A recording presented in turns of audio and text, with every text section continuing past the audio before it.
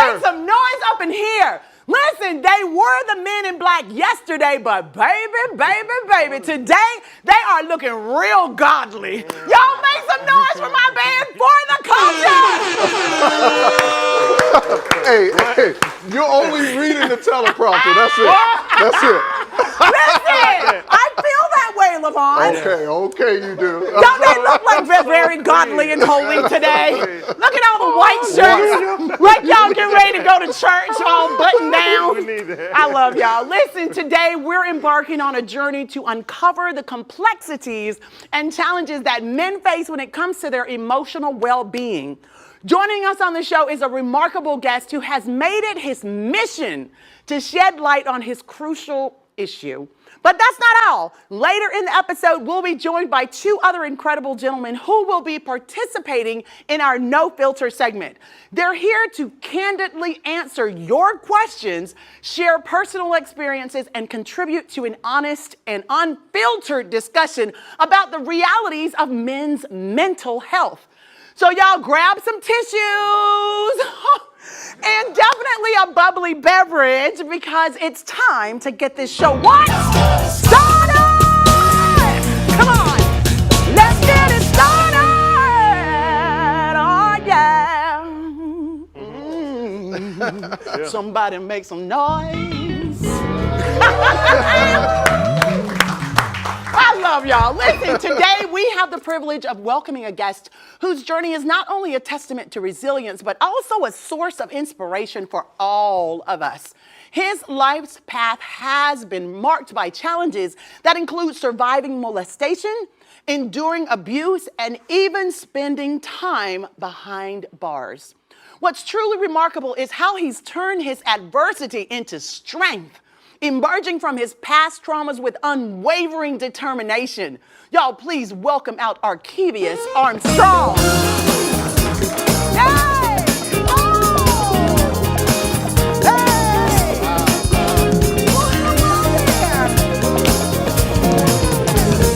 Hey! I am wonderful. How are you? You look amazing. Thank you. You do too, and you smell good too, y'all. Now, come on. If y'all could only smell through the screen. Come on. Oh my goodness, did you bring this for me? Yes, let me. May I?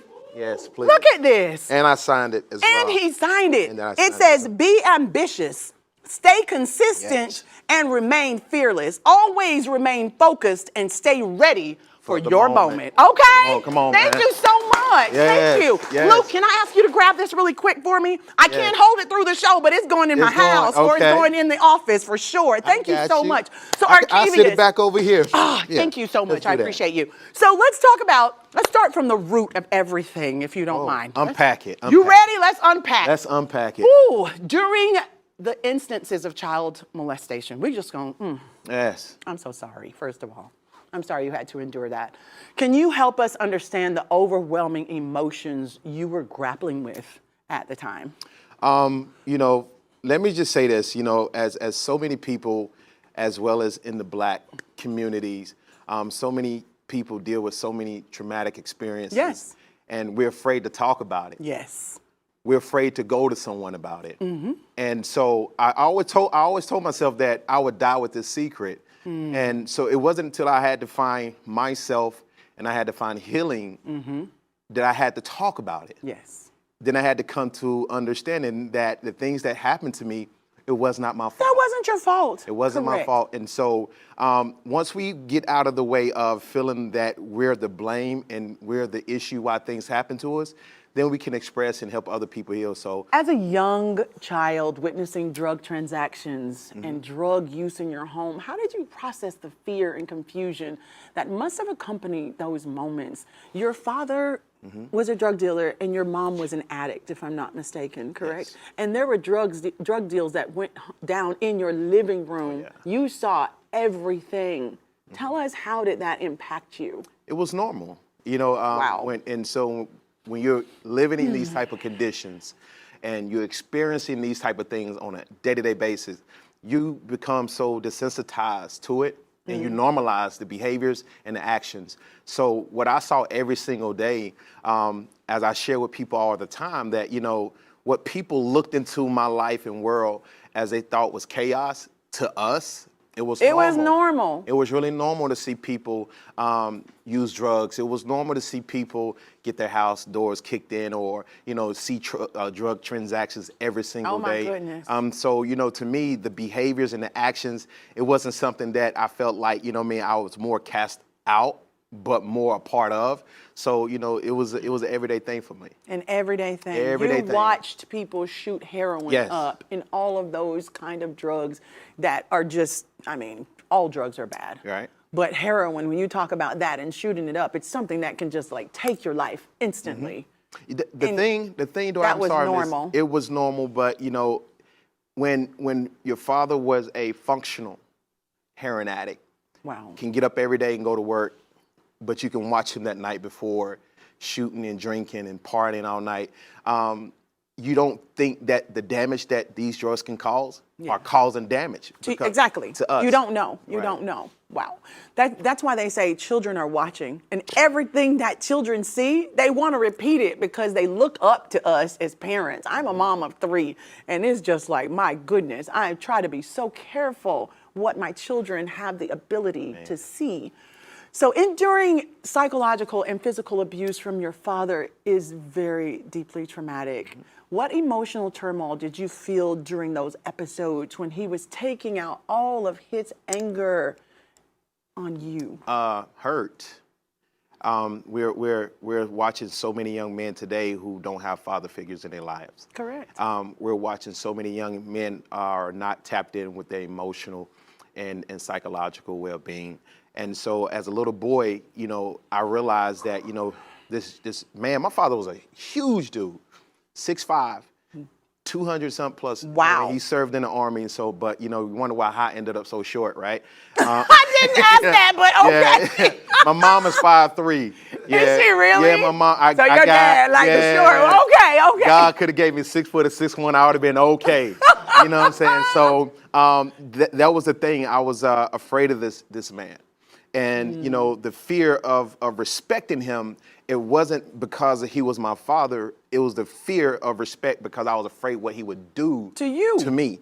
And so it wasn't till, years later, I realized the frustration and the anger that he had towards my mom. And so, my father's 6'5", I'm talking about dark skin, real dark skin man. My mom 5'3", real high yellow. So Wow. he hated this woman to the core, to his bones. So every time he looked at his son, he saw her. Aww. And so anything and everything, I'm talking about from physical abuse, from, making me run my head into the walls, stand in the corner for an hour, lick water off the floor, just torture. Those things lived with me until the point to where I think I was like 10 or 11 when I finally moved in with my grandmother. That resentment, that hatred was already built towards him. So even when he committed suicide, I didn't have no emotions connected to it. Oh my God. Right. Yeah. I'm so sorry. That's tragic. It's not, here's the thing. Everything that I endured, it made me who I am. No, you Yeah. definitely sitting here Yeah. stronger. They say what won't kill you will make you stronger. Oh, but I'm man. sorry that Yeah. you had to find your strength Yes. through that. But we are happy that you are sharing your story, like I said, with young people and helping to change their lives. Absolutely. So you faced attempted murder charges as a teenager. Ooh, that's distressing. Yeah. What was going through your mind through your trial? You're sitting on trial as a teenager Yeah. for attempted murder. Yes. Not once, Nah. but twice. Twice. Yeah. 13 years old, facing 24 years to life. 13. 13 years old. But at that time, I had already been through the foster system. I had already been in and out the group homes because of my mom not having stability, but struggling with her drug addiction. Back and forth in and out the group homes, detention centers was a place where I become a revolving door for me because I struggled with my attitude, my anger, and just who I was as a young boy. And, by 13, I think what happened to me is that, I have brothers who introduced me to selling drugs. Oh, wow. Yeah, so Brothers. Yeah. So it's 6 of us. It's 6 of us. I'm the baby boy out of 6. Wow. And so, mom using drugs, brother selling drugs. I was introduced to it. My brother who put Because it was normal. It was. It was like they just waiting to bring you in, right? And it was something that I wanted. you know, when you look up to people, you look up to the people who you see every single day. Of course. And so I saw drug transactions. I saw my brothers who had the nice cars, the jewelry, the nice clothes, and the girls. And little brother was sitting there with the big old eyes like, I want that. And so it went from me hiding drugs and guns for them to me getting drugs from them and making transactions. So yeah, 12 years old, I used to be in the crack houses selling drugs, 5th and 6th grade. Mom used to try to come to me and buy drugs from me. Your mother? Yeah, mom. I never sold it to my mom. I used to tell my mom, you can go get somebody else, but I'm not putting this drugs in your hand. You know, so I started using drugs. By 13, I was doing cocaine and marijuana.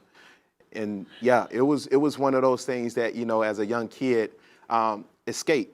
You know, a lot of times we do things to escape our emotions. To escape, to be accepted, to be in, but not knowing that we're so out. Man. We're so, So as you began to turn your life around, let's talk about that. Come on now. And shift your focus towards mentoring and advocating for troubled teens. How did you channel the pain and trauma from your past into a positive force for change? Well, first and foremost, I gotta always give credit to my personal Lord Jesus Christ, because Amen. I didn't grow up in church. My mom didn't go to church. My grandmother didn't go to church. Going back to school, getting a degree, the first one in my family. Come on, y'all. Yeah. Come on. This is good. You know, the beautiful thing. All of that. Yes, the beautiful thing about breaking, I don't call it a curse, I call it patterns. You know, I had to break the pattern.